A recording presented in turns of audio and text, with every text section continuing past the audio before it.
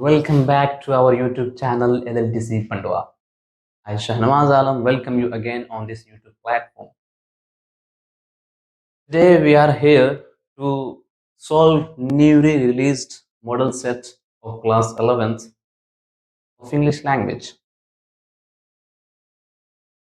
And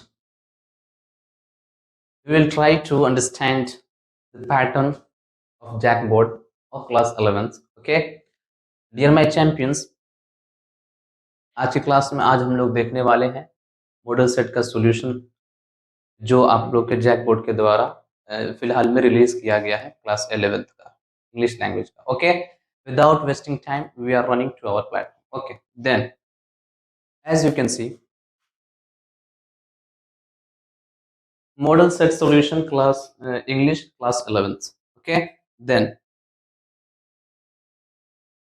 first question and the first query is read the following passage carefully and answer the questions from 1 to 5. सबसे पहले आपको English के language में English language का जो भी क्वेश्चन आता है, जो भी एग्जाम में आता है, चाहे वो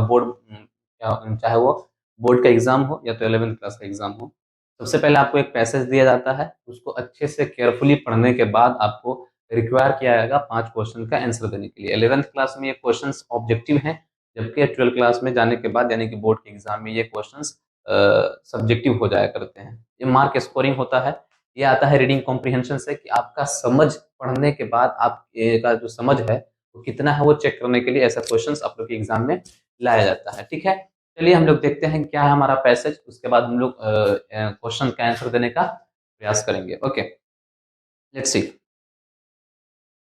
okay, this passage is about Hatim ताई. आपने सुना होगा जहां भी उदारता का नाम आता है, उदारता दैट मीन्स किसी एक आदमी के अंदर देने का गुण, मतलब एक आदमी, एक ऐसा व्यक्ति जिसके अंदर कोई भी एक इंसान उसके दरवाजे पर पहुंच जाए, चाहे वो गरीब हो, चाहे उसके घर पे भले ही 10-20 लोग हर दिन क्यों ना आते हो, लेकिन वो एक ऐसा इंसान है जो किसी को भी बिना दिए धुतकार कर भगाता नहीं है. आप लोग जानते होंगे सोसाइटी में बहुत गरीब भी लोग होते हैं, बहुत अमीर भी लोग होते हैं, लेकिन अक्सर आप लोग को देखने को ये मिलेगा कि अमीर जो लोग होते हैं वो गरीबों को देखना पसंद नहीं करते हैं अक्सर.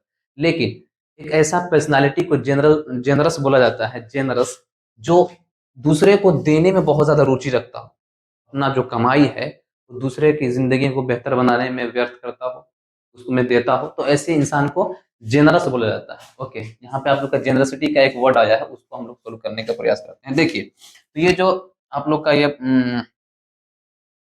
ये जो आप लोग का दिया जा रहा है.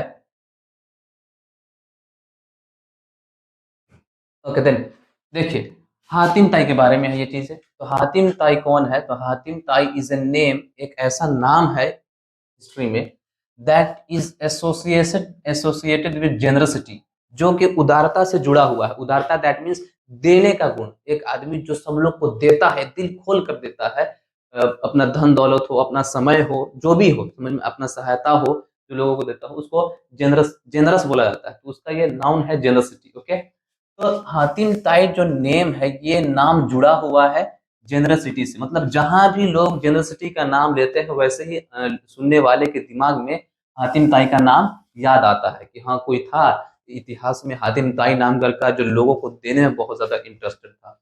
एंड चिवालरी, मतलब यही सिनोनियम है इसका, जेनरसिटी का ही सिनोनियम है चिवालरी, मतलब उसका भी मतलब है देने का, जिसके अंदर गुण हो, उदारता ही मीनिंग है उसका भी. ठीक, देखिए नेक्स्ट इज लेजेंड्स. लेजेंड्स का मतलब होता है स्टोरीज.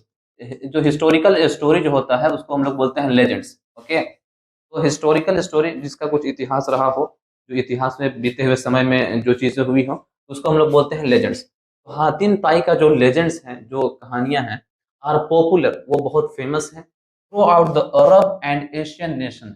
एशियन नेशन में और अरब में हातिम ताई की ये जेनसिटी की, सखावत की कहानियां, उदारता की कहानियां बहुत ही फेमस है. बच्चे बच्चे को पता है कि हातिम ताई का जब जिक्र आता है तो उसके दिमाग में ये जरूर आ जाएगा कि हाँ, ये बहुत बड़ा बहुत ऐसा आदमी था जो लोगों को देने में इंटरेस्ट रखता था. तो इसकी कहानियां बहुत अरब में और एशियन नेशन में बहुत ज्यादा फेमस है. ठीक है, अब आगे देखते हैं. इस ग्रेट ग्रैंडफादर, उसके जो दादाजी थे, महान दादाजी, एस्टैब्लिश्ड ए प्रोस्पेरस. प्रोस्पेरस मतलब होता है खुशहाल, खुशहाल, एंड पीसफुल. पीसफुल एकदम जो क्या है, सुकून जिसके अंदर हो, पीसफुल किंगडम, एक सम्राट उन्होंने बनाया, एक राज्य अपना उन्होंने बनाया। किसके राज किसने बनाया? तो हातिम ताई के दादाजी ने, ग्रैंडफादर। इसको आप लोग याद रखिएगा, क्वेश्चन इससे आया हुआ है। तो हिज ग्रेट ग्रैंडफादर ने, उनके महान दादाजी ने एक क्या किया था, बहुत ही खुशहाल और बहुत ही सुकून भरा एक किंगडम बनाया। कब बनाया था? After defeating the tyrant king of Yemen. Yemen का जो तानाशाह राजा था, टायरेंट का मीनिंग होता है तानाशाह, मतलब जो अपनी हुकूमत करता हो, अपने मर्जी से करता हो, लोगों का सुनने वाला नहीं हो। तानाशाह राजा था यमन का। तो यमन का जो तानाशाह राजा था, उसको हराने के बाद हातिम ताई के दादाजी ने एक बहुत ही सुकून भरा, बहुत ही खुशहाल एक किंगडम का निर्माण उन्होंने किया। चलिए अब आगे देखते हैं।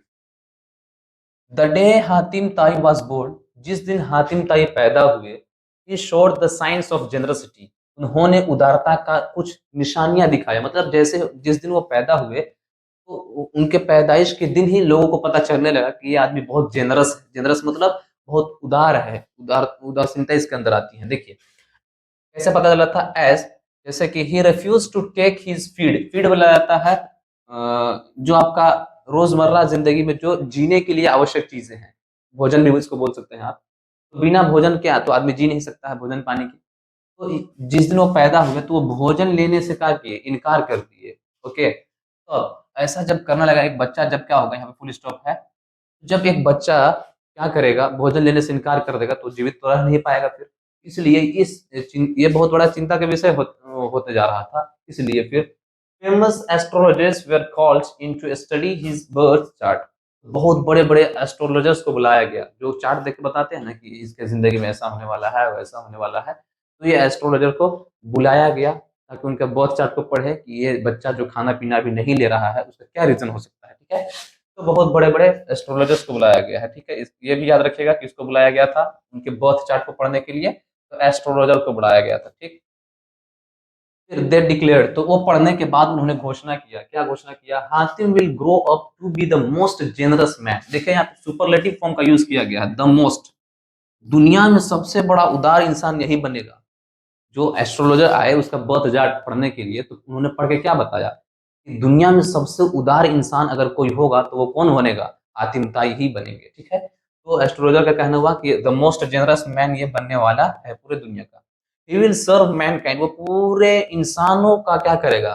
मदद करेगा। सर्व मतलब उसकी खिदमत करना, उसका देखभाल करना। ठीक है, सेवा करेगा पूरे मैनकाइंड का। He will not take his feed alone, कभी भी वो अपना भोजन जो है अकेले नहीं खाएगा। मतलब उसको अगर खाना है तो उसके साथ जो भूखे लोग हैं, जो भूख से मर रहे हैं, वैसे लोग को जरूर खिलाएगा वो, उसके बाद वो खाना खाएगा। और ईवर इट, या तो वो नहीं खाएगा if someone near him is hungry. देखिए दो कंडीशंस है, या तो वो अपना खाना खाएगा ही नहीं, या तो खाएगा तो किसके सामने खाएगा? जो गरीब लोग हैं, जो एकदम क्या है, जो भूखे मरते हैं, तो उन लोग को साथ में ला करके खाएगा। या तो फिर एक ऐसा कंडीशन आ जाता है कि वो हातिम ताई खा रहे हो और दूसरा आदमी भूखा हो, तो ये पॉसिबल नहीं है। मतलब कि हातिम ताई उसी कंडीशन में खा सकते हैं कि जब उनके सामने वाला व्यक्ति भी क्या है, अच्छे से उसका भी पेट भर गया है। मतलब ये बहुत ही एक ऐसे इंसान है जो कभी भी अकेले अपना पेट भरने के बारे में नहीं सोचेंगे, बल्कि जो उनके आसपास के लोग हैं सबका पेट भरने के बारे में ये सोचेंगे। वही बताया गया। यू मस्ट फीड, अब देखिए एस्ट्रोलॉजर उनको पिताजी को बोलते हैं, यू मस्ट फीड अदर्स, तुमको जरूर दूसरे लोगों को खिलाना पड़ेगा। फॉर हिम, उसके लिए, क्योंकि वो खाएगा नहीं अकेले, उसको अगर खिलाना है तो दूसरे लोग जो भूखे प्यासे लोग हैं उनको बुला करके तुमको खिलाना पड़ेगा, तभी हातिम ताई खाएंगे। To take his on food, तो अगर तुम ये चाहते हो, एस्ट्रोलॉजर्स जब उनका बर्थ चार्ट पढ़ने के लिए आए तो उन्होंने पढ़ के उनके पिताजी को समझा रहे हैं उन लोग कि अगर तुम ये चाहते हो कि हातिम क्या करे, अपना भोजन स्वयं करे, तो उसके लिए क्या जरूरी है तुमको कि तुम जाओ और जो भूखे प्यासे जो लोग हैं उन लोग को पहले खिलाओ। तो उन लोग को जब तुम खिलाओगे तो भी हातिम क्या करेगा? अपना भोजन करेगा। ठीक है, ऑन फूड, उसका अपना फूड लेने के लिए तुम्हें दूसरे को खिलाना पड़ेगा उसके साथ में बिठा करके। ऑन हियरिंग दिस, तो ये बात सुन करके हातिम ताइज फादर, हातिम ताई के पिताजी जो थे, टुक charge of all the children, सभी बच्चों का खिलाने का जिम्मा ले लिए। वो समझना है कि नहीं? Born on the same day as Hatim, जिस दिन हातिम पैदा हुए उसी दिन जितने भी बच्चे उस सोसाइटी में, उस लोकेलिटी में पैदा हुए थे, सबका खिलाने पिलाने का जिम्मा कौन उठा लिए? हातिम ताई के पिताजी। ऐसा उन्होंने क्यों किया? क्योंकि उनको पता चला कि जब तक मेरा बेटा उस वक्त तक नहीं खाएगा पिएगा जब तक मैं दूसरे लोग को, या तो जब तक उसके सामने जो भूखे प्यासे जो दूसरे लोग हैं उनको ना बिठा करके खिलाया जाए। इसलिए उन्होंने उस दिन जितने भी लोग वहां पे जितने बच्चे पैदा लिए थे, जितने बच्चों का जन्म हुआ था उस दिन सभी बच्चों को बुला करके और खाना खिलाना उन्होंने शुरू कर दिया। तब आगे देखिएगा, दे वेयर ब्रॉट, उन लोग को लाया गया, वो बच्चे को लाया गया जो हातिम ताई जिस दिन पैदा हुए थे उसी दिन जो पैदा होने वाले बच्चे हैं वो सबको लाया गया इन द कोर्ट, कोर्ट में पेश किया गया। एंड फेड, ये फीड का पास्ट है आप लोग का, फेड मतलब खिलाया गया उन लोग को, फीड फीड जो होता है फीड मतलब खिलाना, उसका पास्ट है फेड, उनको खिलाया गया बाय द सेम नर्स के द्वारा खिलाया गया who was kept for Hatim, एक नर्स को रखा गया था हातिम को भोजन वगैरह खिलाने पिलाने के लिए, वही नर्स के द्वारा उन बच्चों को भी खिलाया गया। ठीक है, देयर आफ्टर, इसी प्रकार से फिर उसके बाद हातिम भी हैप्पीली टुक हिज फूड, तो उन्होंने भी फिर अपना भोजन कर लिया। तो ये जो कहानी है, ये जो एक्सपेक्ट है वो ये है, आप लोग का ये बताता है कि इसमें जो हातिम ताई हैं वो जब तक दूसरे को खाना नहीं मिलता है तब तक वो खुद भी खाना नहीं खाते हैं। इसकी वजह से उनके पिताजी ने फैसला कर लिया कि जो जो बच्चे उस दिन पैदा हुए हैं उसके जन्मदिन पर ही, तो उन लोग को भी खिलाया जाएगा जब जब हातिम को खाना होगा तब तक। ठीक है, तो ये है आप लोग का पैसेज। अब इस पैसेज को अच्छे से हमने समझ लिया है, उसके बाद हम लोग अब डील करने वाले हैं अब कैसा क्या होता है उसको देखते हैं। ठीक है, चलिए अब क्वेश्चन देखते हैं इसके ये पढ़ने के बाद। चलिए देखते हैं क्वेश्चन।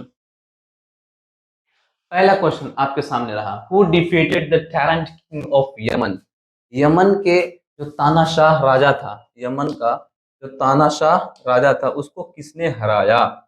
सबसे पहला क्वेश्चन है ये, आप लोग से पूछा जा रहा है।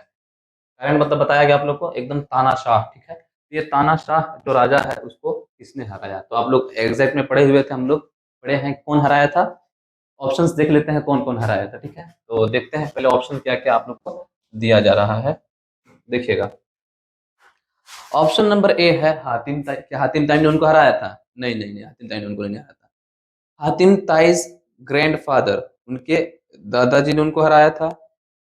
हातिम ताइज ग्रेट ग्रैंडफादर, उनके हातिम ताई के ग्रेट ग्रैंडफादर ने उनको हराया था, या तो हातिम ताइज के पिताजी ने हराया था। ठीक है, तो कौन हराया था, तो हातिम ताई के ग्रेट ग्रैंडफादर ने उनको हराया था। ओके, इसका जो आंसर आप लोग को मिलने वाला है वो है ये ऑप्शन नंबर सी। ठीक है, एक जो आप लोग पैसेज पढ़े उसी में से क्वेश्चन है, बहुत ही आसान सा सवाल है, आप लोग उसमें देख सकते हैं ग्रेट ग्रैंडफादर नहीं पढ़ाया था, मतलब उनके परदादा नहीं पढ़ाया था। ठीक है, उनको यमन के राजा को हराया था। इसका आंसर भी आप लोग को मिल जाएगा, देखते हैं क्या है इसका आंसर। इसका आंसर है सी, यानी कि हातिम ताइज ग्रेट ग्रैंडफादर ने ही उनको क्या किया था, हराया था। ठीक है, चलिए तो ये क्वेश्चन हो गया आप लोग का कंप्लीट। ओके, तो ये क्वेश्चन एकदम ऑब्वियस हो गया आपके सामने, कंफ्यूज मत होइएगा क्योंकि इसमें ऑप्शन थोड़ा सा कंफ्यूजिंग दिया हुआ है। ऐसा कौन देखिए हातिम ताई है तो ये तो होगा नहीं। हातिम ताइज ग्रैंडफादर, ग्रैंडफादर मतलब क्या होता है, दादाजी, और ग्रेट ग्रैंडफादर मतलब क्या होता है, परदादाजी। तो याद कीजिएगा जब हम लोग एग्जैक्ट पढ़े थे तो उसमें लिखा हुआ था कि उनके ग्रेट ग्रैंडफादर ने, यानी कि उनके परदादाजी ने क्या किया था, यमन के जो तानाशाह राजा था उसको हराया था। उसको हराने के बाद एक बहुत बड़ा, बहुत ही पीसफुल, एकदम सुकून वाला एक उन्होंने एम्पायर को बनाया था। तो ऑप्शन नंबर सी ही आप लोग का करेक्ट है। ठीक है, चलिए अब नेक्स्ट क्वेश्चन की तरफ आते हैं हम लोग।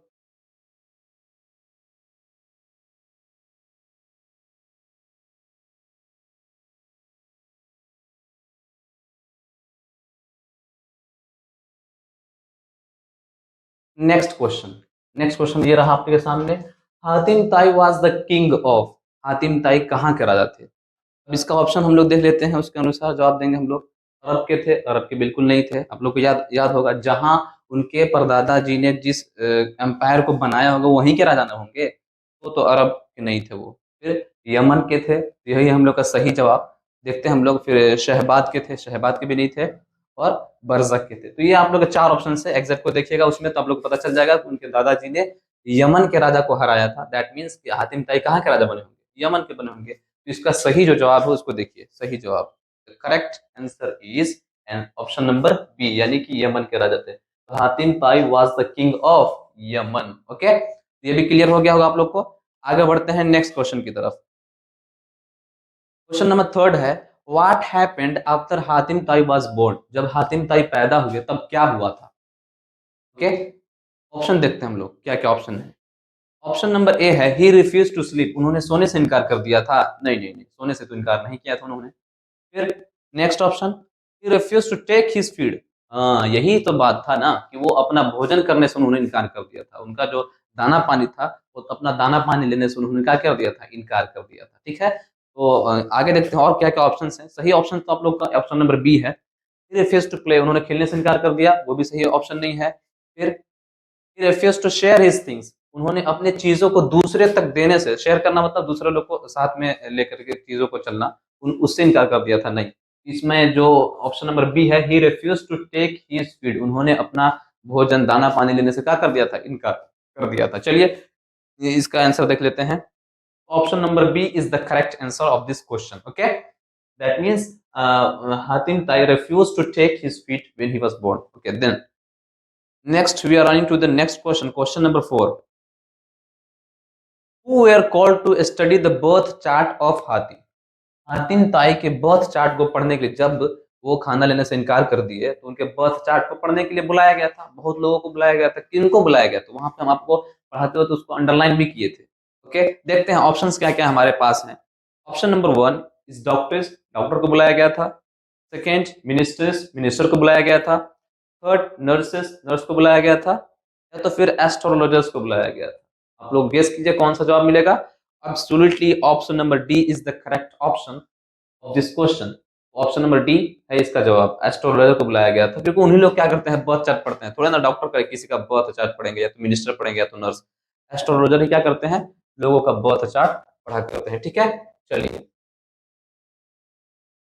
आगे देखते हैं, क्वेश्चन नंबर 5 की तरफ हम लोग रन करते हैं।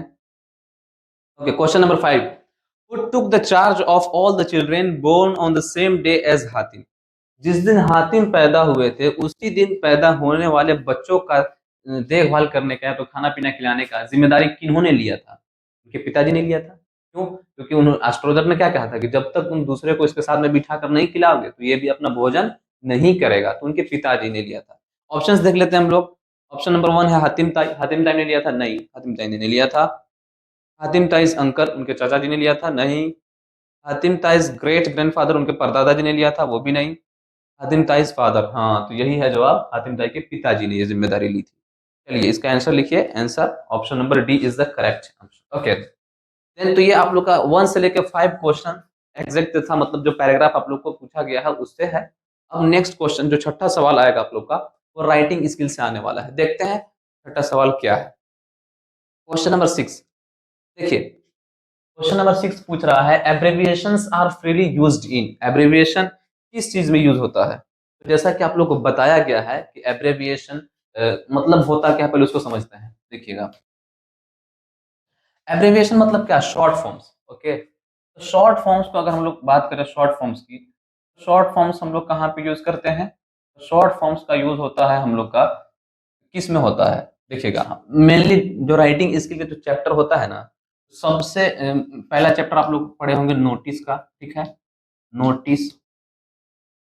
दूसरा आ जाता है आप लोग का रिपोर्ट, रिपोर्ट। तीसरा आ जाता है आप लोग का आर्टिकल, भी पढ़ना है आप लोग को।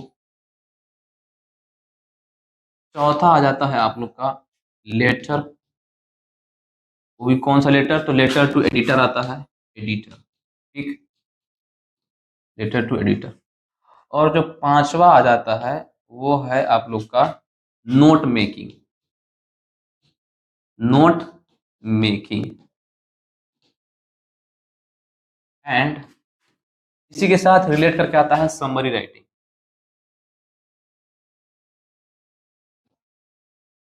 समरी राइटिंग, ठीक है। अब देखते हैं इनमें से, अब एक बात एकदम ही हमेशा याद रखिएगा कि जो भी चीजें हैं ये आप लोग को बता दिया जाएगा कि देखो, चाहे वह नोटिस हो, रिपोर्ट हो, आर्टिकल हो, लेटर टू एडिटर हो, या तो नोट मेकिंग, या तो जो समरी राइटिंग हो, इसमें से जो पांचवा है ना, ये इन बाकी सबसे एकदम डिफरेंट चैप्टर होता है। कैसे डिफरेंट होता है तो उसको हम बताएंगे आप लोग को। देखिए, क्योंकि ये सब जितने भी, चाहे वो नोटिस हो, या तो रिपोर्ट हो, या तो आर्टिकल हो, या तो लेटर टू एडिटर हो, ये सब डिमांड करता है क्लाउज का, ठीक है, क्लाउज का मतलब ये सब को लिखने के लिए आप लोग को ऐसे ग्रुप ऑफ वर्ड्स की सहायता लेनी पड़ेगी जो मीनिंगफुल हो, एकदम जिसका सटीक मीनिंग निकलता हो, ओके। लेकिन नोट मेकिंग जो है, ये वाला इसमें से नोट मेकिंग, ये एक ऐसा चीज होता है जिसको एकदम, नोट आप लोग बनाते किसको है, अगर बुक आप लोग पढ़ रहे हैं तो उसका नोट बनाइएगा तो पूरा का पूरा सेंटेंस लिखिएगा नहीं, उसको आप लोग जितना ज्यादा शॉर्ट कर सकते हैं उतना ज्यादा शॉर्ट करने का आप लोग प्रयास करते हैं। क्यों? क्योंकि मतलब नोट बनाने का मकसद क्या होता है कि हम लोग नोट इसलिए बना रहे हैं ताकि हम लोग हमारे टाइम का बचत भी हो, और जितना पॉइंट हमने टेक्स्ट में पढ़ा है, किताब में पढ़ी है, वो सभी बातें हम क्या कर ले अपने नोट में शामिल भी कर ले। तो आप लोग नोट नंबर बनाते हैं, हाँ, ये नंबर, ये हेडिंग है, उसके अंदर ये चीज हमने पढ़ा है, तो उसको नोट बोलते हैं, ठीक है। तो एब्रीविएशन है कि शॉर्ट फॉर्म्स, तो शॉर्ट फॉर्म्स का भी यूज किसके अंदर किया जाएगा, मात्र नोट मेकिंग के अंदर ही किया जाएगा। बाकी और भी चीजें हैं उसमें कभी भी नोट क्या नहीं किया जाता है, एब्रीविएशन का यूज नहीं किया जाता है, ठीक है। तो अभी हम लोग ऑप्शन देखेंगे, उसका सही जवाब तो हम लोग को पता चल गया है कि नोट मेकिंग है, तो नोट मेकिंग जिस ऑप्शन में आएगा वही ऑप्शन करेक्ट होगा। देखते हैं क्या है उसका फंडा। देखिए इसका ऑप्शन नंबर 1 देखिएगा, ऑप्शन नंबर है नोटिस राइटिंग। नोटिस राइटिंग अभी हमने तुरंत एक्सप्लेन किया है कि नोटिस राइटिंग में कभी भी क्या होगा, एब्रीविएशन का यूज नहीं किया जाएगा। लेटर राइटिंग, लेटर राइटिंग में भी नहीं होगा।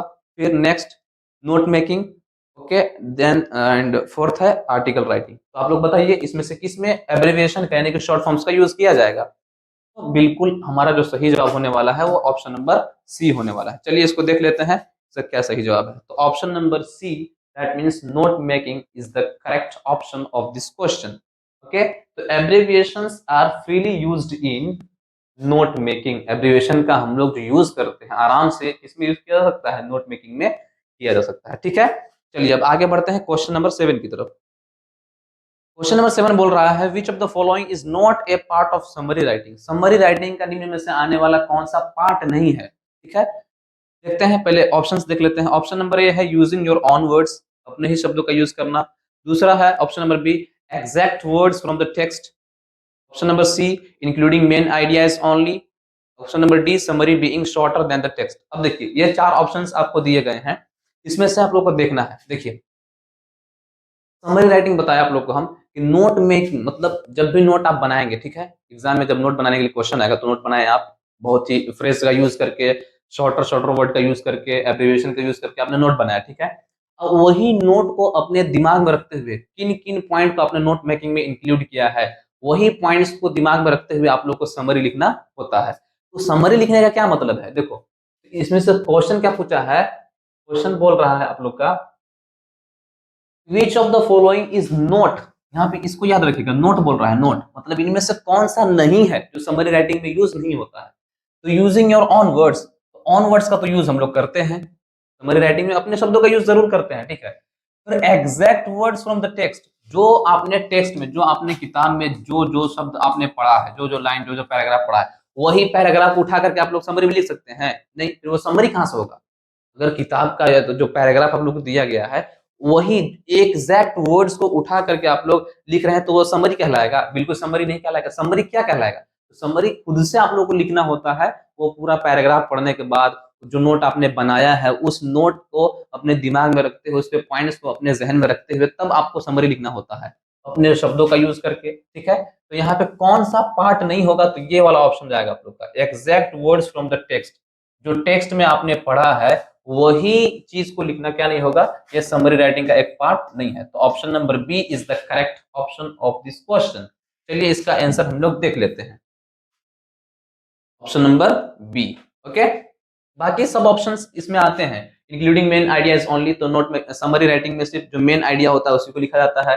Summary being shorter than the text, जो टेक्स्ट दिया हुआ है, जो पैराग्राफ आप लोग को दिया हुआ है, वो पैराग्राफ जितना लेंदी है उतना ही लेंदी अर्गिस क्या नहीं होता है, समरी नहीं होता है, ठीक है। तो आपका option number B is the correct option for this question, okay. Next we are going to the next question. Question number 8, what is written at the beginning of an article. एक article के सबसे शुरू में क्या लिखा जाता है, सबसे प्रारंभ में, सबसे बिगिनिंग में, स्टार्टिंग में क्या लिखा जाता है। तो आप लोग, ये बहुत ही इजी क्वेश्चन है, ऑप्शंस देख लेते हैं हम लोग, चाहे तो पहले उसका फॉर्मेट देख लेते हैं ना, आर्टिकल का फॉर्मेट क्या होता है देखिएगा। जब भी आप लोग आर्टिकल लिखते हैं तो सबसे पहले आप लोग लिखते हैं, किस चीज को लिखते हैं उसको देखिए, हम लोग लिखेंगे सबसे पहले टाइटल लिखते हैं, क्या लिखते हैं, टाइटल, ठीक है। उसके बाद हम लोग लिखते हैं बाई लाइन, किसके द्वारा लिखा जा रहा है। उसके बाद आप लोग का आ जाता है इंट्रोडक्शन, उसके बाद हम लोग लिखते हैं कंटेंट, और लास्ट में हम लोग लिखते हैं कंक्लूजन।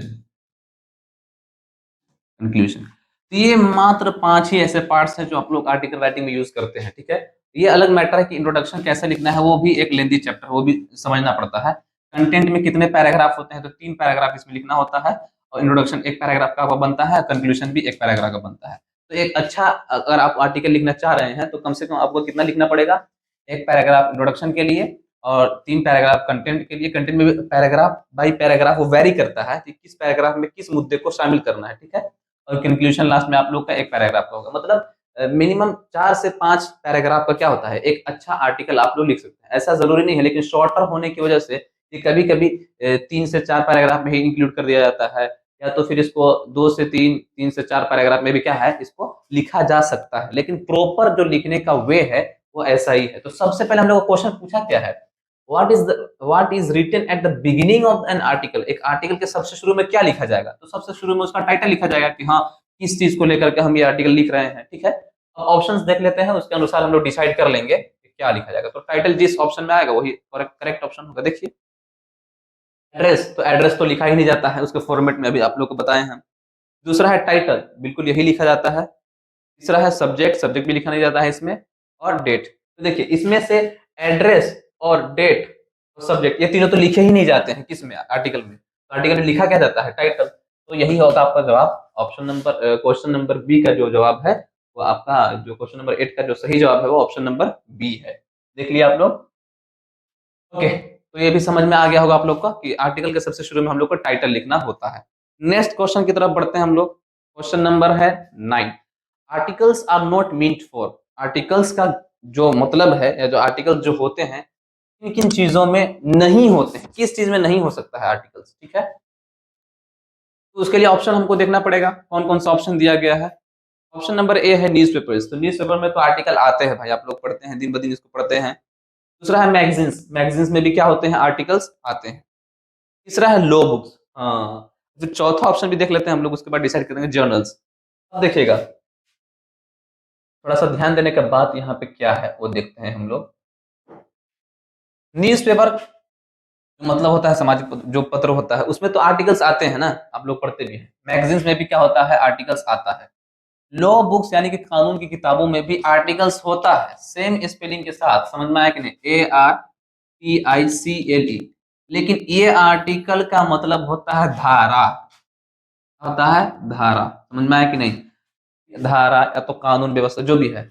ऐसा सुने हमने, इस आर्टिकल के तहत आप लोग को ये सस्टेंड किया जाता है, आप लोग को ये सजा दिया जाता है। तो ये वहां को ये आर्टिकल नहीं है जो हम लोग राइटिंग स्किल में जो पढ़ते हैं ना, वो आर्टिकल इसमें नहीं होता है। किसमें, लॉ बुक्स में, ठीक है। तो हमारा क्वेश्चन पूछा है articles are not meant for. Articles नहीं होते हैं किन में, तो ये आप लोग का option number C is the correct answer of this question. और जर्नल्स किसको बोलते हैं तो भी बता देते हैं हम। जर्नल्स बोलते हैं साइंटिफिक मैगजीन्स को, जिसमें साइंस या कोई भी एक थ्योरी के ऊपर आर्टिकल लिखा जाए, ठीक है।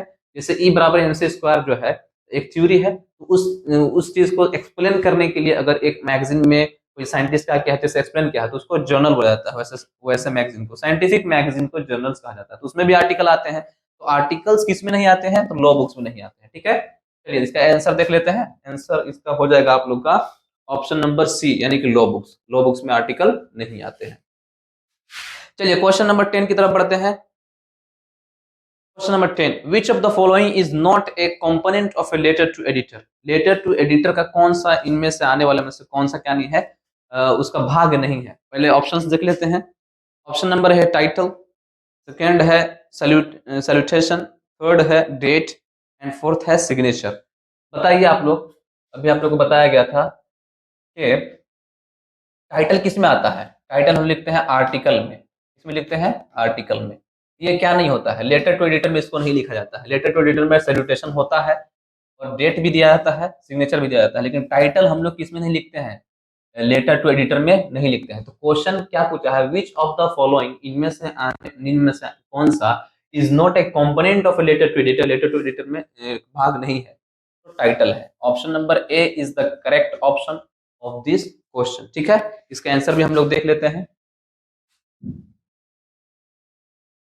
देखिए option number A is the correct option for this question. मतलब टाइटल हम लोग क्या नहीं लिखते हैं, लेटर टू एडिटर में नहीं लिखते हैं, उसका वो कंपोनेंट नहीं है। फिर क्वेश्चन नंबर 11 की तरफ बढ़ते हैं हम लोग। अब देखिए बहुत ही शानदार सा क्वेश्चन है ये, आप लोगों को जरूर पूछा जाता है। In report writing narration of the event is always written in. Report writing, report मतलब कोई भी एक जो घटना होना है वो घटना हो चुका है पास्ट में। पास्ट में हाँ कल ऐसा हुआ, वहां पे इतने लोग आए, ऐसा ऐसा वहां पे प्रोग्रामिंग किया गया, उन्होंने ऐसा कहा। तो पास्ट का जो इवेंट होता है उसको बताने के लिए आप लोग किस टेंस का यूज कीजिएगा? जरूर पास्ट टेंस का ही यूज होगा ना। तो वही बात है, कौन से कैसे लिखा जाता है, तो वही क्वेश्चन क्या पूछ रहा है। इन रिपोर्ट राइटिंग, रिपोर्ट लिखते वक्त नरेशन ऑफ द इवेंट, जो इवेंट हुआ है उसका जब हम लोग नरेट करते हैं, बताते हैं, तो वो बताना किस लैंग्वेज में होता है? इज ऑलवेज रिटन इन, वो हमेशा होता है किसमें? देखिए ऑप्शन नंबर ए क्या है? ऑप्शन नंबर ए है आप लोग का प्रेजेंट फॉर्म में, बिल्कुल नहीं। Immediate past form, simple future form, and fourth option is present continuous form. देखिए जिस ऑप्शन में प्रेजेंट आया हुआ है तो वो तो बिल्कुल जवाब उसका होगा नहीं। क्यों? क्योंकि पास्ट की घटना को बताने के लिए हम लोग पास्ट टेंस का ही यूज करेंगे। ठीक है, तो इसमें से आप लोग देख पाइएगा, तो देखिए इसमें भी प्रेजेंट लगा हुआ है, इसमें भी प्रेजेंट लगा हुआ है, इसमें भी फ्यूचर है। तो प्रेजेंट या तो फ्यूचर में तो ये होगा नहीं, तो ये भी ऑप्शन गलत है, ये भी ऑप्शन गलत है, ये भी ऑप्शन गलत है। तो बचा कौन? Immediate past form. मतलब जब भी हम लोग रिपोर्ट लिखेंगे तो हम लोग कौन से फॉर्म का यूज करेंगे? पास्ट फॉर्म का ही यूज किया जाएगा। तो option number B is the correct option for this question. चलिए इसका जवाब भी हम लोग देख लेते हैं। देखिए answer B. Okay, option number B is the correct option for this question. Okay next question, question number 12। देखिएगा, we should not include in report writing, we should not include, हमको इंक्लूड नहीं करना होता है डैश इन रिपोर्ट राइटिंग। ये dash को आप लोगों को चूज द करेक्ट ऑप्शन में से देखना है क्या है। पहला है पर्सनल कमेंट्स, दूसरा है date collect data collected, third option is information by witness, and fourth option is none of the above. अब देखते हैं इस क्वेश्चन को भी थोड़ा सा डिटेल में। देखिए रिपोर्ट राइटिंग क्या बोलता है? रिपोर्ट लिखने के लिए जो रिपोर्टर होता है, जो जहाँ पे इवेंट हुआ है, जहाँ भी जो भी घटना है, तो दुर्घटना जहाँ पे घटी है वहां पे वो जाता है। ठीक है, तो आप इस बात को समझिए ना कि अगर रिपोर्टर वहां पे गया है, दुर्घटना वाले स्थल पर वो गया, और जाने के बाद अगर कोई नहीं मिला तो वो अपने आप डिसाइड कर लेगा, पर्सनल कमेंट दे सकता है वो कि हाँ इसको लोरी ने टक्कर मारा है, किसी दूसरे चीज ने नहीं। ऐसा तो नहीं करेगा वो। सबसे पहले जाएगा तो जो विटनेस होंगे, जो उसको चश्मदीद गवाह जो होते हैं, उनसे पूछेगा ना कि हाँ यहाँ पे क्या हुआ है, या तो आसपास के जो लोग होते हैं उनसे जो डाटा कलेक्ट होता है उसको ऐड करेगा। ठीक है, तो इसमें क्या नहीं करेगा वो? तो पर्सनल कमेंट्स, वो अपना जो क्या है कमेंट्स नहीं दे सकता है। ठीक है, अपना कमेंट्स कभी भी क्या नहीं होता है, रिपोर्ट राइटिंग में ऐड नहीं किया जाता है। जो डाटा लोगों से जमा किया जाएगा उसको लिखा जाएगा, बताया जाएगा उसमें, या तो जो इन्फॉर्मेशन बाय द विटनेस, जो गवाह जो वहां पे हैं वो क्या बोल रहे हैं वो चीज को देखा जाएगा। ठीक है, तो आप लोग का इसमें पूछा सवाल क्या है? वी शुड नोट, नोट को हमेशा याद रखेगा, नोट पूछा है रिपोर्ट राइटिंग में किसको इंक्लूड नहीं करना है, तो पर्सनल कमेंट्स को क्या नहीं करना है, इंक्लूड नहीं करना है। तो option number A is the correct option for this question. चलिए देख लेते हैं इसका जवाब भी हम लोग। ठीक है, ऑप्शन नंबर ए यानी कि पर्सनल कमेंट्स, तो हो जाएगा we should not include personal comments in report writing. Report writing में हम लोग पर्सनल कमेंट्स का यूज सही नहीं समझते हैं, नहीं करना चाहिए। चलिए ठीक है, क्वेश्चन नंबर 13 की तरफ बढ़ते हैं। ओके, अब देखिए क्वेश्चन नंबर जो 13 है वो आप लोग का ग्रामर के पोर्शन से आ रहा है। अब तक जो पहले 5 क्वेश्चन थे वो आप लोग का पैराग्राफ से आया, उसके बाद जो 12 क्वेश्चन नंबर तक आप लोग का राइटिंग स्किल से आया। अब बाकी जो क्वेश्चन हैं शायद 4 5 या तो 6 7 जो भी होंगे वो ग्रामर के पोर्शन से आपको आ रहे हैं। तो many teachers complain about their students test days. तो यहाँ पे देखना है आप लोग को, पहले ऑप्शंस देख लेते हैं हम लोग ना। दैट, बी है दीज, दोस्त। ठीक है, ये जो ग्रामर का कौन सा पोर्शन से आया है? तो ये आया है डिटर्मिनर से। ठीक है, डिटर्मिनर से आया आप लोग का। ठीक है, देख लेते हैं डिटर्मिनर आप लोग को बताया गया है क्या है डिटर्मिनर। डिटर्मिनर में आप लोग को पता है कि बहुत ज्यादा चीजें इसमें शामिल होती हैं, आर्टिकल आ जाते हैं और भी बहुत ज्यादा चीजें इसमें आती हैं। तो हम लोग को ये बताया गया था कि देखिए यहाँ पे क्या है, डेज है, डेज। तो डेज, एक बात तो क्लियर है कि डेज अगर है यहाँ पे एस लगा हुआ है, नाउन में अगर एस है दैट मीन्स देखो कोई भी नाउन में बाबू लोग प्लस एस को ऐड हम लोग कर देते हैं तो ये क्या बन जाता है, प्लूरल बन जाता है। बनता है कि नहीं बनता है, बिल्कुल बन जाता है। ठीक, तो ये डे एक नाउन है, ठीक है। अब इस नाउन में क्या जोड़ा गया है, एस को जोड़ा गया है, दैट मीन्स कि डेज बना है तो ये प्लूरल फॉर्म है। प्लूरल नाउन है तो उसका एडजेक्टिव भी क्या आएगा, प्लूरल फॉर्म में आएगा। समझ में आया कि नहीं, ठीक है। तो डिस्ट्रीब्यूटिव एडजेक्टिव जो आएगा, डेमोन्स्ट्रेटिव एडजेक्टिव, वो भी जो आता है वो कैसा आएगा, वो जरूर प्लूरल फॉर्म में ही आएगा। तो इसमें से जो सिंगल है, सिंगल सिंगल सिंगल, उसको तो हम लोग डायरेक्टली इंक्लूड हटा सकते हैं। तो देखो दैट, दैट तो ऑप्शन ये गलत हो जाएगा, क्यों, क्योंकि ये सिंगल के लिए आता है। दिस, तो ये भी क्या है, ये भी ऑप्शन गलत हो जाएगा क्योंकि ये सिंगल के लिए आता है। अब बचा हम लोग का दीज और बचा है दोस्त। अब देखना ये है, अब सेंटेंस का सेंस जाता क्या है, दीज मतलब क्या होगा, नियर के लिए आता है। दोस्त किसके लिए आता है, फार चीजों के लिए आता है। मतलब नियर मतलब जो नजदीकी जो हुआ है उसके लिए आएगा, और फार मतलब जो दूर है। तो अब यहाँ पे देखते हैं, ये दोनों ऑप्शन तो हमने गलत कर दिया, क्यों, क्योंकि ये सिंगल है और हमारा जो यहाँ पे नाउन आया है वो प्लूरल फॉर्म में आया हुआ है, ठीक है। तो यहाँ पे जो भी इनमें से आएगा वो जरूर प्लूरल फॉर्म में ही आना चाहिए। तो या तो दिस आएगा तो फिर दोज आएगा, तो उसमें से कौन सा सही होगा। देखो, मेनी टीचर्स कंप्लेन, बहुत ज्यादा शिक्षक क्या करते हैं, कंप्लेन करते हैं, यानी कि सिंपल कौन सा टेंस बनाइए, सिंपल प्रेजेंट टेंस। कौन सा टेंस, सिंपल प्रेजेंट टेंस, ठीक है। तो प्रेजेंट की बात बताई जा रही है ना, कि अभी भी ऐसा होता है, अभी सिंपल प्रेजेंट का हैबिट है। बहुत टीचर क्या करते हैं, कंप्लेन करते हैं अपने बच्चों के बारे में, करते हैं ना, तो ये नियर में आ जा रहा है ना, अभी भी करते हैं, ठीक है। तो दीज डेज, कौन सा ऑप्शन सही होगा आप लोग का, these days, option number B, ठीक है। इसको हम लोग देख लेते हैं इसका कौन सा ऑप्शन सही आ रहा है। तो for this question option number B is the correct option. देखिए, many teachers complain about their students these days. Okay, तो दीज यहाँ पे फिल आउट किया जाएगा। ओके, समझ में आ गया होगा आप लोग को, I hope so. Next question की तरफ बढ़ते हैं, question number 14। Ravi is not at home, he dash out playing football. Options देख लेते हैं हम लोग पहले। ऑप्शन नंबर ए है इज, बी है आर, एम वाज। बहुत ही आसान क्वेश्चन है, एकदम सिंपल है। देखिए क्या पूछा है, कुछ फिल इन द ब्लैंक्स करना है।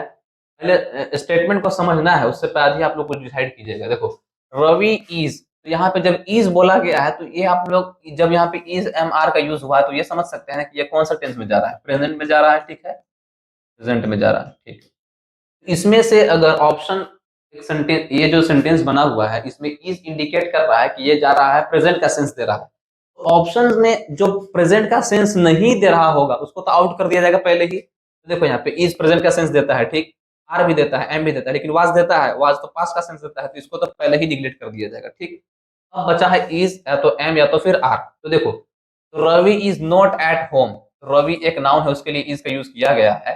तो ही, फिर ही उसके लिए प्रोनाउन का यूज किया गया, तो ही के साथ इज का यूज होता है कि एम का होता है कि आर का होता है। बहुत ऑब्वियस बात है कि ही क्या है, सिंगल है, क्या है, सिंगल, एक सिंगुलर प्रोनाउन है। तो सिंगुलर प्रोनाउन के लिए हम लोग किसका यूज करते हैं, सिंगुलर भी है और मिल के लिए यूज हो रहा है, तो हम लोग ऑप्शन नंबर ए यानी कि इज का यूज करेंगे। तो Ravi is not at home, he is, क्या यहाँ पे आ जाएगा, is he is out playing football. Ravi घर पर नहीं है, वो बाहर क्या कर रहा है, फुटबॉल खेलने के लिए गया हुआ है। तो option number A is the correct option for this question. चलिए इसका भी जवाब हम लोग देख लेते हैं, option number A. Okay, then question number 15 की तरफ बढ़ते हैं हम लोग। बहुत ही शानदार question. If I were you, I dash not do it. अगर मैं तुम्हारी जगह पर होता तो मैं ऐसा जरूर बिल्कुल नहीं करता, ठीक है। तो बताते हैं आप लोग को, पहले ऑप्शंस देख लेते हैं। ऑप्शन है must, can, would and should. ये क्वेश्चन आप लोग का बना है मॉडल्स, मॉडल्स मॉडल्स मॉडल्स के चैप्टर में आपने पढ़ा है। मॉडल्स के चैप्टर में आपको बताया गया था कि जब भी क्या होगा, सेंटेंस का सेंस एबनॉर्मल कंडीशन होगा, ध्यान देने की बात है। Abnormal, normal and abnormal condition आप लोग को बताया गया है, नॉर्मल एंड एबनॉर्मल कंडीशन। तो साधारण और असाधारण स्थिति, नॉर्मल कंडीशन होगा, ठीक है। तो आई के या तो फिर फर्स्ट पर्सन के साथ क्या लग जाएगा, नॉर्मल कंडीशन होगा तो शैल लगेगा या तो फिर शुड लगेगा, ठीक, ठीक। लेकिन और बाकी के साथ जो रिमेनिंग है, जो रिमेनिंग सब्जेक्ट हैं उनके साथ क्या लग जाएगा, वुड लग जाएगा या तो फिर विल लग जाएगा। नॉर्मल कंडीशन की बात हो रही है, नॉर्मल कंडीशन में ऐसा होता है। लेकिन जब सेंटेंस नॉर्मल नहीं है बल्कि वो एबनॉर्मल मीनिंग दे रहा है, साधारण मीनिंग नहीं है, जैसे ये सेंटेंस तो आप लोग डिसाइड कीजिए कि नॉर्मल है कि एबनॉर्मल है। इफ आई वेयर यू, अगर मैं तुम्हारी जगह पर होता कि तो ये सेंटेंस नॉर्मल लग रहा है? नहीं, एबनॉर्मल कंडीशन बता रहा है कि अगर वो मेरी जगह पर होता, मतलब तब आई फर्स्ट पर्सन आया है आप लोग को, तो एबनॉर्मल कंडीशन में पलट दिया जाता है। जिसके साथ जिसका यूज करना था उसका यूज नहीं होगा, लेकिन जिसका साथ जिसका यूज नहीं करना था उसी का यूज होगा। तो आई और वी के साथ यूज होना था किसका? शैल या तो शुड का। तो यहाँ पे यूज होगा किसका? आई या तो वी के साथ होगा वुड का। ठीक है, तो वुड जहां भी है वही ऑप्शन क्या है? करेक्ट होगा। तो आई के साथ यहाँ पे मस्ट का यूज नहीं होगा, कंपल्सन वगैरह नहीं है तो यहाँ पे इसका यूज नहीं होगा। एबिलिटी नहीं शो करना है इसलिए कैन का भी यूज नहीं होगा। तो यहाँ पे क्या होगा? तो वुड का ऑप्शन सही माना जाएगा, क्योंकि ये एबनॉर्मल कंडीशन है बाबू लोग। और एबनॉर्मल कंडीशन के में क्या होता है कि फर्स्ट पर्सन के साथ वुड का यूज किया जाता है, शुड का यूज नहीं होगा, क्योंकि ये नॉर्मल कंडीशन नहीं है। तो मोडाल्स पढ़ाते वक्त आप लोग को ये समझाया गया था कि जब भी क्या होगा, सेंटेंस का सेंस एबनॉर्मल कंडीशन में जाएगा तो फर्स्ट पर्सन के साथ विल या तो वुड का सॉर्ट आउट किया जाएगा। ठीक है, तो यहाँ पे option number C is the correct option for this question. चलिए इसका आंसर भी हम लोग देख लेते हैं। Option number C is the correct option. तो इसका सेंस हो जाएगा if I were you I would not do it, अगर मैं तुम्हारी जगह पर होता तो मैं ऐसा बिल्कुल न करता। चलिए क्वेश्चन नंबर 16 की तरफ बढ़ते हैं हम लोग। Question number 16, choose the grammatically correct sentence for the given jumbled words. बहुत ही मस्त क्वेश्चन है आप लोग को। ये आप लोग का आता है सेंटेंस के अरेंजमेंट से। ठीक है, तो सेंटेंस का अरेंजमेंट आदमी कैसे बनाता है, देखो बताते हैं तुम लोग को। देखिएगा, ये आपको ऑप्शन भी दिए जाएंगे, ऑप्शन देने से पहले ही मैं आपको सॉल्व कर देता हूँ, उसके बाद ऑप्शन जो सही लगेगा उसको टिक मारिएगा बस। इज एक्सपेक्टेड पहला part, to do every man his duty. ठीक है, कोई भी सेंटेंस अगर बनता है तो आप लोग रिपीट कीजिएगा कि सेंटेंस का फॉर्मेशन कब होगा? सब्जेक्ट प्लस वर्ब होगा तभी तो उसका कॉम्बिनेशन मिलेगा, तो सेंटेंस का फॉर्मेशन होगा। तो जनरली अगर हम लोग बात करें सेंटेंस की, तो सेंटेंस का जो फॉर्मेट होता है subject plus verb plus object, यानी कि एसवीओ फॉर्मेट पे ही क्या होता है, एक सेंटेंस का निर्माण होता है। अब बात रही सब्जेक्ट की, तो सब्जेक्ट बनने की योग्यता किन किन पार्ट्स ऑफ स्पीच के अंदर है? या तो सब्जेक्ट जो बनता है वो नाउन बनेगा या तो फिर प्रोनाउन बनेगा। इन्हीं दोनों में से कोई क्या कर सकता है? सब्जेक्ट बन सकता है, वर्ब आप लोगों को पता ही है, ऑब्जेक्ट भी नाउन हो सकता है या तो कोई प्रोनाउन हो सकता है। ठीक है, सबसे पहले अरेंजमेंट आप लोग को ये देख लेना है ना, इसमें से जिस पार्ट में नाउन आया हुआ है, ठीक है, जिस पार्ट में नाउन आया हुआ है उसको क्या बनाया जा सकता है? सब्जेक्ट बनाया जा सकता है या तो फिर ऑब्जेक्ट बनाया जा सकता है। तो सबसे पहले ये डिसाइड करो। देखो इज एक्सपेक्टेड ये तो वर्ब हो जाएगा। ठीक है, तो वर्ब को सबसे शुरू में नहीं रखा जाएगा। टू डू ये भी वर्ब के ही कैटेगरी में आ रहा है, तो ये इसको भी सेंटेंस के शुरू में नहीं रखा जाएगा। एवरी मैन प्रत्येक आदमी, जिसमें भी क्या आया है? नाउन आया है, ये या तो सब्जेक्ट होगा या तो फिर ऑब्जेक्ट होगा। ठीक, फिर देखिएगा his duty, his duty, duty कर्तव्य। ठीक है, तो ये भी नाउन है, ये भी सब्जेक्ट हो सकता है या तो फिर ऑब्जेक्ट हो सकता है। अब इसको क्लियर करते हैं कि सब्जेक्ट कौन होगा और ऑब्जेक्ट कौन होगा। अब थोड़ा सा बात को समझिएगा। अब देखना कि सब्जेक्ट या तो ऑब्जेक्ट ये भी हो सकता है, सब्जेक्ट या तो ऑब्जेक्ट ये भी हो सकता है। ठीक है, हम लोग देखते हैं फॉर्मेट को सोल्व करके। इसको अगर हम सब्जेक्ट मानते हैं एवरी मैन, क्योंकि सब एसवीओ के अनुसार सबसे पहले क्या लिखना है? सब्जेक्ट लिखना है। तो सब्जेक्ट हमारा ये बनेगा एवरी मैन, क्योंकि ये नाउन है, उससे पहले एक एडजेक्टिव लगा हुआ है, तो सबसे पहले लिखा जाएगा एवरी मैन। ठीक, अब जब ये सब्जेक्ट बन गया तो ये तो सब्जेक्ट बिल्कुल नहीं बनेगा, सिर्फ क्या बनेगा? ये ऑब्जेक्ट बनेगा। ठीक है, तो ऑब्जेक्ट तो अभी लिखा जाएगा बिल्कुल नहीं। सब्जेक्ट हम लोग का हो गया है, उसके बाद क्या लिखना है? वर्ब लिखना है। देखो एवरी मैन, उसके बाद क्या आएगा? एवरी मैन के बाद टू डू आएगा, बिल्कुल सुटेबल नहीं है। उसके बाद आएगा एक हेल्पिंग वर्ब, उसके बाद आएगा मेन वर्ब। ठीक है, तो आएगा एवरी मैन के बाद ये वाला part, is expected, is expected. ठीक, एवरी मैन इज एक्सपेक्टेड, तो हमारा सब्जेक्ट भी हो गया, वर्ब भी हो गया। अब किस चीज की उससे उम्मीद की जाती है? प्रत्येक आदमी से यह उम्मीद रखी जाती है, किस चीज की उम्मीद रखी जाती है? टू डू, ये वर्ब के रूप में है लेकिन टू आ गया यहाँ पे ना, तो ये इन्फिनिटिव बन गया। समझ में आया कि नहीं? ये टू इन्फिनेटिव कहलाता है। टू इन्फिनेटिव आप लोगों को बताया भी गया है। टू इन्फिनेटिव कोई भी वर्ब अगर नाउन का उसको फंक्शन करना है तो उसको क्या बनना पड़ेगा, इन्फिनेटिव के रूप में आना पड़ेगा, तो फिर जिरन के रूप में आना पड़ेगा। यहाँ पे टू लगा करके इस वर्ब को क्या किया गया है, नाउन का फंक्शन देने के योग्य बना दिया गया है। ये ऑब्जेक्ट के रूप में यहाँ पे आ सकता है। ठीक है, तो every man is expected to do, और लास्ट में आप लोग का ये बचा इज ड्यूटी, इज ड्यूटी। हो गया, तो ये ऑप्शन जहां भी आपको मिलेगा वही करेक्ट ऑप्शन हो जाएगा। ठीक है, तो सबसे पहले देखना एवरी मैन सबसे पहले आएगा, उसके बाद is expected to do his duty. देख लो अच्छे से, every man is expected to do his duty. Okay, अब इसके बाद हम लोग ऑप्शंस देखते हैं और उसके बाद हम लोग सेलेक्ट कर लेंगे। ऑप्शन नंबर ए है, देखो his duty every man is expected to do, बिल्कुल गलत है। Option number B every man is expected to do his duty, बिल्कुल सही है। ऑप्शन हमको सही ऑप्शन मिल गया है, फिर भी और ऑप्शन देख लेते हैं। तीसरा ऑप्शन है his duty is expected to do every man, ये भी सही नहीं लग रहा है हम लोग को। Last option every man his duty is expected to do, ये भी सही नहीं लग रहा। तो इसमें से कौन सा ऑप्शन सही जाएगा आप लोग का, ऑप्शन नंबर बी। इसका आंसर देख लीजिएगा, अपने आप लोग को पहले ही करके दिखा दिया हूं मैं। Option number B is the correct option for this question. चलिए अब क्वेश्चन नंबर 17 की तरफ बढ़ते हैं हम लोग। Question number 17, which one of the following sentence is in the passive voice. बहुत ही शानदार क्वेश्चन, निम्न में से आने वाला में से कौन सा पैसिव फॉर्म में है। पहला question, vendors are selling good items, Nidhi visited the new library, the postman delivers the letters, the room was cleaned by Sudhanshu. देखते हैं इसको भी सोल्व करने का प्रयास करते हैं। पैसिव वॉइस और एक्टिव वॉइस में मेन डिफरेंस क्या है, थोड़ा सा इसको समझ लेते हैं। एक्टिव वॉइस में और पैसिव वॉइस में मेन डिफरेंस क्या है, देखिएगा थोड़ा एक बेसिक कॉन्सेप्ट अगर हिसाब से समझेंगे तो एक्टिव वॉइस में जो मेन वर्ब होता है, मेन वर्ब जो होता है वो हमेशा मतलब चेंज होते रहता है ना। कभी वो V1 हो सकता है, V1 भी हो सकता है, V5 भी हो सकता है, V3 भी हो सकता है, V4 भी हो सकता है। ठीक है, मतलब चेंजेबल है, चेंज होता रहता है। लेकिन पैसिव वॉइस में जरूर जो मेन वर्ब आता है वो जरूर V3 में ही आएगा।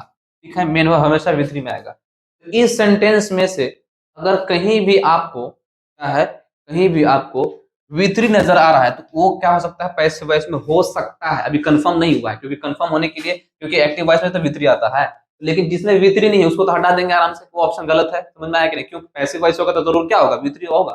देखिए पहला option, vendors are selling, I N G लगा हुआ है, V4 फॉर्म, V4 फॉर्म कभी भी पैसिव वॉइस में आएगा नहीं आएगा, तो ये ऑप्शन हो जाएगा गलत। ठीक, अब देखिए Nidhi visited the new library, visited, visited यहाँ पे V2 फॉर्म में है। V2 फॉर्म क्यों V2 फॉर्म में है, क्योंकि ये सिंपल पास्ट टेंस है, और सिंपल पास्ट टेंस में जो वर्ब आता है V2 फॉर्म में आता है। ठीक है, तो पैसिव वॉइस होने के लिए V3 फॉर्म चाहिए, ये V2 फॉर्म में है, तो ये भी ऑप्शन हो जाएगा आपका गलत। ठीक, आगे देखिए, the postman delivers the letter, delivers देखो एस लगा हुआ है यानी कि V5 फॉर्म, V5 फॉर्म कभी भी पैसिव वॉइस में आएगा नहीं आएगा, ये भी ऑप्शन गलत। बचा एक ही ऑप्शन है, आप लोग को समझ में भी आ गया होगा। देखो क्लीन्ड, और क्लीन हम उससे पहले कैसे हम लोग पता कर पा रहे हैं, देखो जब भी वाज वेयर मतलब हेल्पिंग वर्ब के बाद, हेल्पिंग वर्ब के बाद अगर V3 आ रहा है, वाज वेयर, भाई वाज है या तो वेयर है प्लस V3, ठीक है, तो ऐसे फॉर्मेशन में जरूर ये क्या होगा, पैसिव वॉइस ही होगा। ठीक है, देखो यहाँ पे वाज लगा हुआ है, उसके बाद V3 है। ठीक है, तो वाज प्लस V3 है तो जरूर ये पैसिव फॉर्म ही है। क्यों, सबसे पहले तो हम लोग इसी को देख के इंडिकेट हो जा रहा है हम लोग को कि यहाँ पे V3 का यूज हुआ है और उसके बाद बाय भी लगा हुआ है। तो अक्सर ऐसा जनरल जो सेंस होता है पैसिव वॉइस में ही होता है। और कंफर्म ये कौन कर रहा है, उससे पहले क्या लग गया, हेल्पिंग ऑफ वाज या वेयर लग गया है, तो जरूर ये पैसिव वॉइस में है। क्योंकि बाकी सब ऑप्शन हम लोग के गलत हैं, that means option number 4 is the correct option. And बहुत ही आसान क्वेश्चन था कि पैसिव वॉइस इसमें से कुछ नहीं है, कौन सा सेंटेंस पैसिव वॉइस में है, बहुत ही आसान क्वेश्चन है। आप लोग ईडी को देख करके, और इससे पहले वाज और यहाँ पे बाई भी लगा हुआ है, ये भी आप लोग समझ सकते हैं। The room was cleaned by Sudhanshu, Sudhanshu के द्वारा रूम को क्लीन किया गया। ओके, ऐसा इसका मीनिंग मिल जाएगा। तो ऑप्शन कौन सा ऑप्शन सही होगा, ऑप्शन नंबर डी है, उसका आंसर हम लोग देख लेते हैं। Option number D is the correct option for this question. चलिए लास्ट क्वेश्चन है हमारे सेशन का, question number 18, the correct passive voice of librarian give me book. थोड़ा सा कंफ्यूजिंग है लेकिन बहुत ही इंटरेस्टिंग भी है। चलिए देखते हैं हमारे पास एक सेंटेंस दिया हुआ है, the librarian gave me book. ये एक ऐसा सेंटेंस है जिसमें दो दो ऑब्जेक्ट आए हुए हैं, ठीक है। तो सबसे पहले देखते हैं हम लोग, द लाइब्रेरियन क्या है, हम लोग का सब्जेक्ट है, गिव क्या है, वर्ब है, मी क्या है, मी ऑब्जेक्ट भी दो प्रकार के होते हैं, आप लोग को बताया गया है। अगर हुम का जवाब में आ रहा होगा ना, तो उसको हम लोग बोलते हैं, क्या बोलते हैं, उसको हम लोग बोलते हैं इनडायरेक्ट ऑब्जेक्ट। और व्हाट के जवाब में जो आ रहा होगा ऑब्जेक्ट, उसको हम लोग बोलते हैं डायरेक्ट ऑब्जेक्ट। और जब दोनों का कॉम्बिनेशन आ जाता है, तब एक सेंटेंस में दोनों ऑब्जेक्ट्स आते हैं, तो सबसे पहले इसको लिखा जाएगा, इनडायरेक्ट ऑब्जेक्ट को सबसे ज्यादा प्रीफरेंस प्रायोरिटी सबसे पहले इसको मिलती है, उसके बाद सेकंड नंबर पे इसको लिखा जाता है। तो सबसे पहले यहाँ पे भी देख सकते हैं मी को लिखा गया है, मतलब ये क्या है, आप लोग का इनडायरेक्ट ऑब्जेक्ट है, और जो बुक है उसको बाद में लिखा गया है, मतलब ये डायरेक्ट ऑब्जेक्ट है, ये आप लोग का डायरेक्ट ऑब्जेक्ट, ठीक। क्योंकि अब दोनों ऑब्जेक्ट जब आते हैं ना, तो उसमें से सबसे ज्यादा प्रेफरेंस किसको देना है, प्रायोरिटी किसको देना है, उसमें से प्रायोरिटी मिलेगा आप लोगों को किसको, इनडायरेक्ट ऑब्जेक्ट को, ठीक है। तो जब इनडायरेक्ट ऑब्जेक्ट को प्रायोरिटी मिल रहा है सबसे ज्यादा, तो जब पैसिव वॉइस में ऑब्जेक्ट को सब्जेक्ट के रूप में लाना है, तो दो दो ऑब्जेक्ट है हमारे पास, ये भी है ये भी है, लेकिन प्रायोरिटी किसको देना है, प्रेफरेंस किसको देना है, इनडायरेक्ट ऑब्जेक्ट को। तो यहाँ पे जो मी है उसी को हम लोग क्या है, सब्जेक्ट के रूप में लाएंगे। पहले देख लेते हैं कौन सा ये टेंस में है। तो सब्जेक्ट है, यहाँ पे V2 यूज हुआ है, तो subject plus V2 plus object है, यानी कि ये सिंपल पास्ट में है, इसमें है सिंपल पास्ट में। तो सिंपल पास्ट का फंडा क्या है, तो सिंपल पास्ट का कुछ नहीं है, जो ऑब्जेक्ट होगा वो आपका सब्जेक्ट के रूप में आ जाएगा। तो सब्जेक्ट प्लस वाज या वेयर लग जाता है, इसमें और कुछ नहीं है, वाज या were plus V3 plus by plus object, यही है इसका फंडा। देखते हैं हम लोग, तो यहाँ पे हम लोग का दो दो ऑब्जेक्ट है, तो इसमें से हमने एक को चयन कर लिया है, क्योंकि प्रीफरेंस किसको मिलता है सबसे ज्यादा, इनडायरेक्ट ऑब्जेक्ट को। तो यहाँ पे मी देखिए ऑब्जेक्टिव केस में है, इसको सब्जेक्ट के रूप में यहाँ पे लाना है, तो क्या बन जाएगा, यहाँ पे वो आई बन जाएगा, ठीक। क्योंकि मी ऑब्जेक्टिव केस में है, वही सब्जेक्टिव केस में आएगा, तो आई बन जाएगा, तो आई हो गया, ठीक। तो आई के साथ आप लोग डिसाइड कीजिए कि वाज लगेगा कि वेयर लगेगा। सेंटेंस पास्ट टेंस में है, याद रखिएगा, गिव आया है यहाँ पे, ठीक है। तो वाज या तो वेयर, दोनों में से कौन सा लगेगा, तो वाज लगेगा, क्योंकि सिंगुलर के लिए क्या लगता है, वाज, आई वाज। ओके, हो गया। नेक्स्ट है V3, गेव आपका V2 है, तो गेव का V3 क्या होता है, गिवन, हो जाएगा आप लोग का आई वाज गिवन। फिर फिर भी आप लोग का एक ऑब्जेक्ट यहाँ पे दिख रहा है ना, ऑब्जेक्ट क्या है, बुक है, ठीक है। तो I was given book, object में यहाँ पे ऑब्जेक्ट का स्थान पर लिख दिए। फिर लास्ट में बाई है, आप लोग किसके द्वारा दिया गया था, तो बाई, और हम लोग का जो सब्जेक्ट है वो यहाँ पे ऑब्जेक्ट के रूप में आ जाएगा, बाय लाइब्रेरियन। तो इसका पैसिव वॉइस बन गया, बहुत ही आसान है। देखिए, I was given book by librarian, इसमें बिल्कुल कंफ्यूज मत होना। बहुत लोग क्या करेंगे, इसी डायरेक्ट ऑब्जेक्ट को सब्जेक्ट के रूप में ला देंगे, बुक बोलेंगे सबसे पहले, बुक वाज गिवन, तो ये बिल्कुल क्या हो जाएगा बाबू लोग, गलत हो जाएगा। क्यों, क्योंकि जब भी सेंटेंस में दोनों ऑब्जेक्ट कंबाइन हो जाते हैं, आ जाते हैं, डायरेक्ट भी है और इनडायरेक्ट भी है, तो ऐसे सिचुएशन में क्या करना होता है कि सबसे पहले प्रायोरिटी किसको मिलेगी, इनडायरेक्ट ऑब्जेक्ट को मिलता है। समझ में आया कि नहीं, इसलिए जो सब्जेक्ट बनेगा वो इनडायरेक्ट ऑब्जेक्ट ही बनेगा, ठीक है। और बाकी जो डायरेक्ट ऑब्जेक्ट हो ऑब्जेक्ट के स्थान पर बाकी रहेगा। ये बन गया आप लोग का सब्जेक्ट, ये हो गया वर्ब, ये हो गया ऑब्जेक्ट, बाकी जो अदर वर्ड हो गया, ठीक है। तो यही है आप लोग का। अब ऑप्शंस देख लेते हैं, ऑप्शंस के अनुसार आप लोग चूज कर लीजिएगा कौन सा सही है। Option number A, I was given a book by the librarian, एकदम सही है, सटीक यही बनाए हैं आप लोग अभी। आई एम गिवन, तो यहाँ पे एम लगा हुआ है, यानी कि ये प्रेजेंट के लिए है, तो बिल्कुल क्या नहीं हो, सही सुटेबल नहीं है। ऑप्शन नंबर सी है, देखो, a book is given to me by the librarian. Option number D है, I is given a book by the librarian. ये चार ऑप्शंस में से पहले आप लोग इसमें देखो, आई के साथ तो इज आता नहीं है, ये बिल्कुल गलत है, ठीक है। फिर ये जो सेंटेंस है ये किस में जा रहा है, पास्ट में जा रहा है जी, तो इसका जब पास्ट का पैसिव वॉइस बनाएंगे तो जरूर पास्ट में ही रहेगा। तो यहाँ पे देखो, ए बुक इज गिवन, ये भी सही नहीं है बिल्कुल, क्योंकि इज लगा हुआ है, प्रेजेंट का है ये। आई एम, ये भी प्रेजेंट का है, ये भी गलत। तो तीनों को तो ऐसे ही हमने एलिमिनेट कर दिया कि ये सब गलत है। लास्ट में ऑप्शन आप लोग बस एक ही बचता है, I was given. That means option number A is the correct option for this question. चलिए देख लेते हैं हम लोग ऑप्शन नंबर ए। ओके, तो समझ में आप लोग को आ गया होगा कि ऑप्शन नंबर ए इसका सही जवाब है। ओके, तो बस इतना ही था हम लोग का साथ, यहाँ तक हम लोग खत्म करते हैं। और here we are going to conclude. और आपको जब बाकी पार्ट्स हैं, यानी कि क्वेश्चन नंबर 19 से लेकर 40 तक, वो आपका लिटरेचर क्वेश्चन आए हुए हैं, उसको अगले सेशन में सोल्व किया जाएगा हमारे नेक्स्ट टीचर के साथ। ठीक है, बने रहिए इसी प्लेटफॉर्म पर, इसी तरह के आपको क्वेश्चन सोल्व कराए जाएंगे। मॉडल सेट का सोल्यूशन आप लोग को आप तक पहुंचाया गया है आज के इस क्लास में। थैंक्स फॉर वॉचिंग अस, और मिलते हैं अगले क्लास में। Thank you very much.